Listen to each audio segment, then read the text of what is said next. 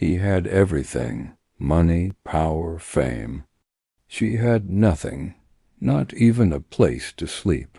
But that night their worlds collided, and a single act of kindness changed everything. It was the kind of night the city tried to forget, cold, wild, and unforgiving. At the corner of Westbridge Avenue, a little girl sat alone under a broken bus shelter, clutching a teddy bear missing one eye. Her name was Amara. She hadn't eaten in 3 days. Her mother had gone to look for work and never came back. People passed her by like ghosts. But that night someone did stop. A black car, sleek, expensive, silent, rolled to a stop. Inside sat Alexander Cole, a man the world called untouchable, billionaire, ruthless businessman, the kind of man who never stopped for anyone.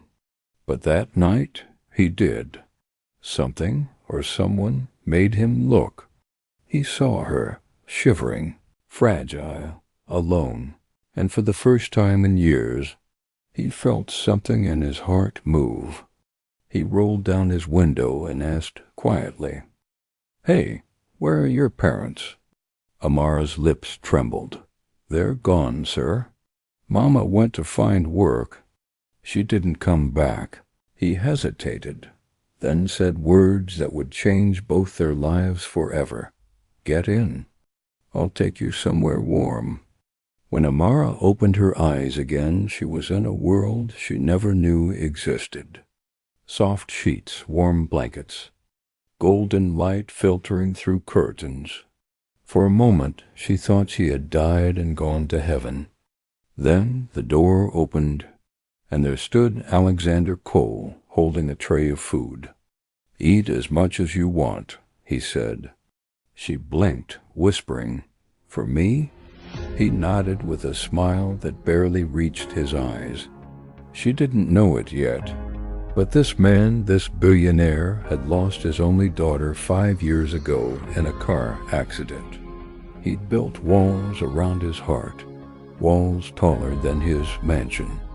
But somehow, this little girl was breaking them down, one innocent smile at a time. Weeks passed. The mansion that once echoed with silence now danced with laughter. Amara ran through the hallways. She sang dots she painted.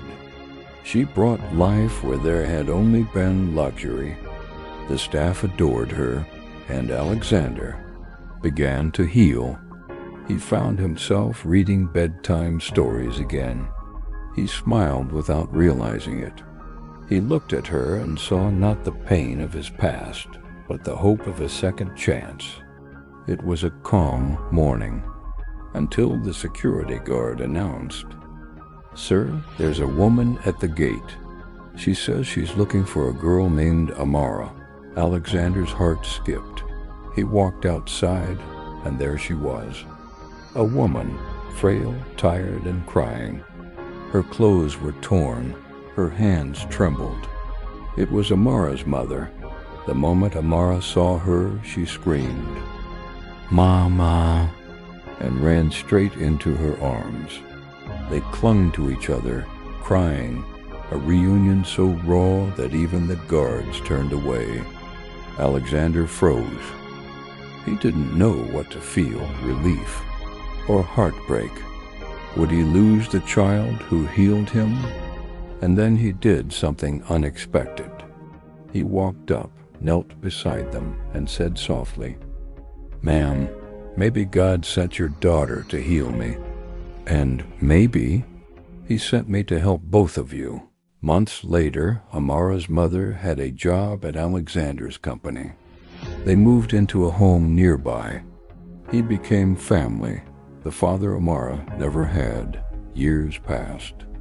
And one bright morning, Amara stood on a graduation stage, a lawyer, confident, graceful, radiant. Alexander sat in the front row, tears in his eyes. She looked at him and said during her speech, "Once upon a time I was a little girl no one saw. But God saw me and sent me favor through a man who had everything except peace. Together we found it, because sometimes favor doesn't fall from the sky. It comes in the form of a person who chooses to care